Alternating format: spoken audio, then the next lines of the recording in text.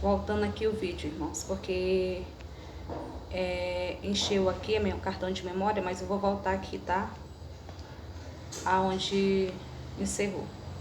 A qual as nossas 12 tribos esperam chegar servindo a Deus continuamente, noite e dia, por esta esperança. Ó rei Agripa, eu sou acusado pelos judeus, pois que julga-se coisa incrível entre vós que Deus ressuscite os mortos.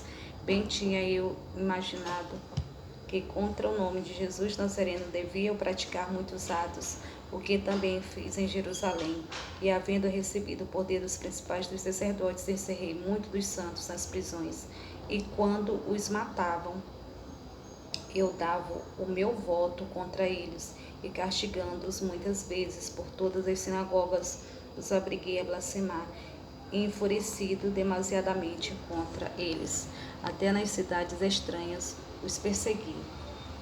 Sobre o que, indo então a Damasco com poder, preste atenção, irmãos, versículo 12. Sobre o que, indo então a Damasco com poder e comissão dos principais dos sacerdotes ao meio-dia, ó rei, vi no caminho uma luz do céu que excedia o esplendor do sol, cuja claridade me envolveu, a mim e aos que iam comigo. E caindo nós todos por terras, ouvi uma voz que me falava, e em língua hebraica dizia: Saulo, Saulo, por que me persegues? Dura coisa te é recalcitrar contra os aguilhões. E disse eu: Quem és, Senhor? E ele respondeu: Sou Jesus, a quem tu persegues. Mas levanta-te e põe-te sobre teus pés, porque te apareci por isto, para te pôr por ministro em testemunha, tanto das coisas que tens visto, como daquelas pelas quais te aparecerei ainda, livrando-te deste povo e dos gentios, a quem agora te envio, para lhes abrir os olhos, e das trevas os converterdes à luz, e do poder de Satanás a Deus, a fim de que receba a remissão dos pecados e sorte entre os santificados pela fé em mim. Irmãos, Paulo aqui ele deixa bem claro, né? Quando ele perseguiu o povo de judeus, o povo judeu, o povo que seguia Jesus, ele fazia o que? Ele castigava, né? Muitas vezes por todas as sinagogas e obrigava a blasfemar. Ele fazia esse povo assim, né? Sem contar que ele matava muito dos povos. Quando ele perseguia o povo, irmãos, o povo guardava da memória, né? Os que ficaram de resto lá, os que ficaram vivos, eles guardaram na memória o mal que Paulo fazia sobre o povo judeu, sobre aqueles povos ali em região, né? Que ele era escolhido, né? Lá pelos príncipes, pelos os reis, né? Para que ele perseguisse o povo de Deus. Quando aqui virou cativeiro, isso era quando Paulo era Saulo, né? Quando ele vivia pela carne, meus irmãos. Porque está bem aqui, ó, bem escrito. Depois Deus fez com que Paulo viesse enxergar, né? Enxergar pelo Espírito. O que Deus fez? Versículo 12. Sobre o que indo então a Damasco, com poder e comissão dos principais dos sacerdotes ao meio-dia, ó rei, vi no caminho uma luz do céu, que excedia o esplendor do sol, cuja claridade me enviou a mim e aos que iam comigo. E caindo nós todos por terra, ouvi uma voz que me falava em língua hebraica, dizia: Saulo, Saulo, por que me persegues? Dura coisa te é recalcitrar contra os aguilhões. Ou seja, Paulo ele não perseguia o povo de Deus, ele perseguia a Deus, porque quando nós estamos já deixando de fazer a obra da carne, irmãos, a partir do momento que a gente serve a Deus, ele não vai estar mais perseguindo ao povo, e sim a Deus, né? Porque Deus, ele nos guarda, ele nos refugia. Quando a gente está na presença dele, irmãos, ele não persegue mais só o povo, ele vai perseguir a Deus, né? Então, quando um certo dia Paulo foi para Damasco, daí apareceu a luz, uma claridade imensa. Jesus apareceu, né? O anjo do Senhor apareceu a Paulo, daí ele caiu de sobre o cavalo e daí ele perdeu a visão, ou seja, Paulo estava na escuridão, estava em trevas, mas agora ele ia enxergar pelos olhos espirituais, porque Deus o tinha escolhido Paulo, né, para que Paulo viesse deixar de ser Saulo, perseguidor, para ser ganhador para almas para o reino de Deus, né? No entanto, aqui, irmãos, ó, quando ele começou já a fazer a obra por o Senhor, as pessoas já perseguiam ele, né? Porque lembrava do passado dele, né? Aí eles acusavam Paulo, né? Julgavam, blasfemavam. Aí Paulo, na época, porque tá bem aqui, ó, Paulo, ele já fazia o povo de Deus blasfemar, né? Contra Deus, até matava o povo, né? Para que o povo não seguisse a Deus, né? E aqui já inverteu a história, né? Paulo começou a servir, fazer a obra do Senhor, ganhar almas para o reino de Deus, como Deus deixou bem claro aqui, né? Eu te deixei vivo, Paulo, para que você viesse enxergar de modo diferente, porque eu tinha um propósito na sua vida. Eu te escolhi para você ganhar almas para o meu reino, né? Dessa vez você vai ser perseguido, você vai ser blasfemado, caluniado, né? E é nesse capítulo 25 aqui, irmãos, conta essa história, né? Que de Paulo ele virou Saulo. Portanto, agora ele ia ser perseguido por estar fazendo a obra do Senhor. Ele não ia mais estar perseguindo o povo, agora ele já ia ser perseguido.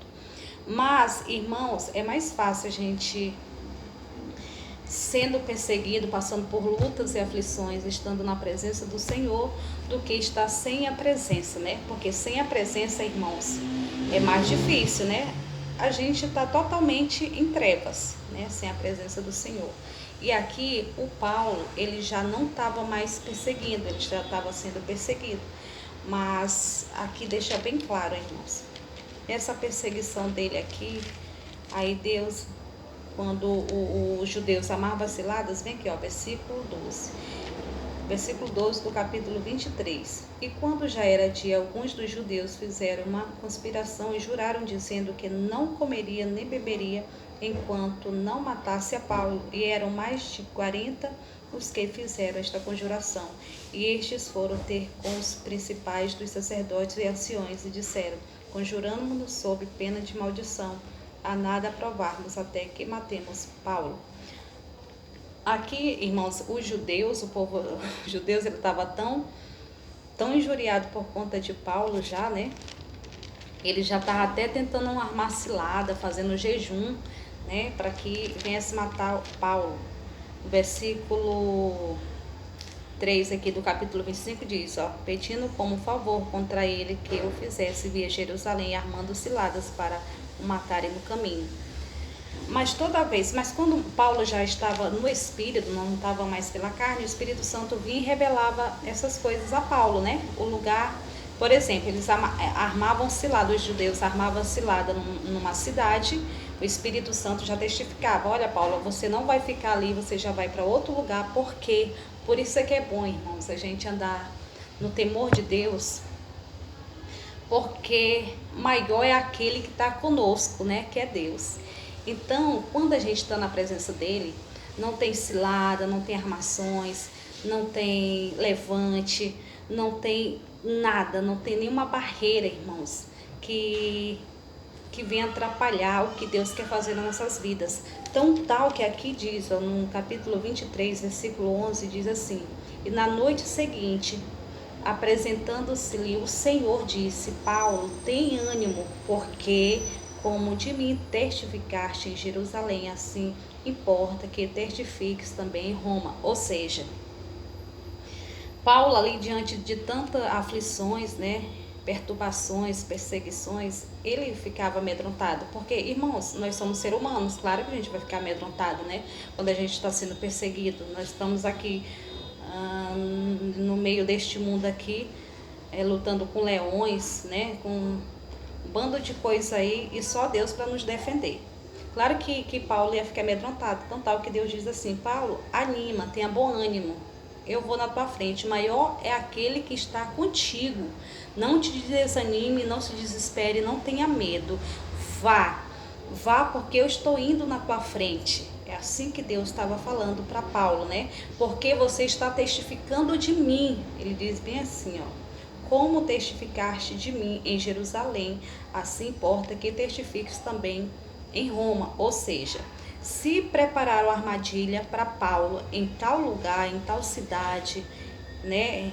Em tal situação, irmãos, Deus, ele, quando a gente está pelo Espírito, Deus fala. Se a gente está em Espírito, falando o que Deus manda a gente falar, testificando aquilo que Deus quer que a gente testifique, Deus, ele vai na nossa frente, e aquele lugar onde foi preparada a armadilha, o Espírito Santo já disse, não fica aí, vai para tal lugar. Não se desespere, não pense em retroceder, não volte para trás, né?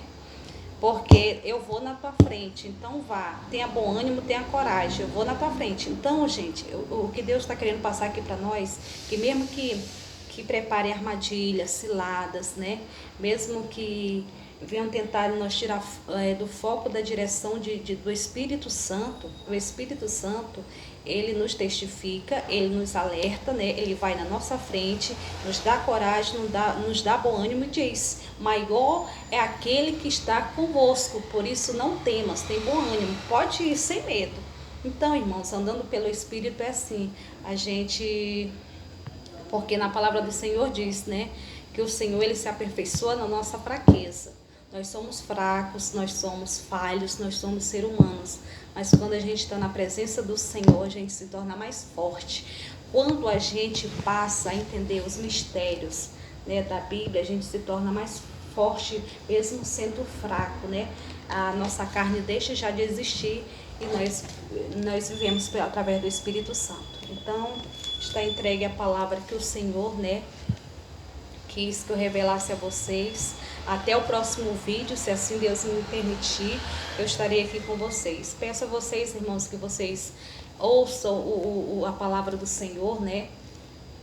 Através do vaso aqui, do vaso pequenino, que sou eu, que Ele me escolheu, para a honra e glória do Senhor Jesus Cristo, né? Que eu diminua, o Senhor Deus cresça, que eu desapareça, o Senhor Deus apareça.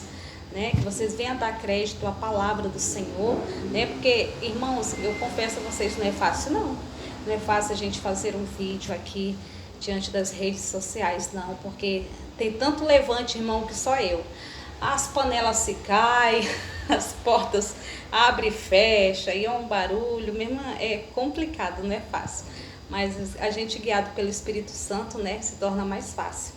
Então, irmãos, assista o vídeo até o final, deixa o seu like, deixa um comentário, tá? E deixa o likezinho aí, ó, pra não cair, né, os vídeos no YouTube, né? Tá bom? Até a paz do Senhor e até o próximo vídeo, irmão. Fiquem todos na paz do Senhor.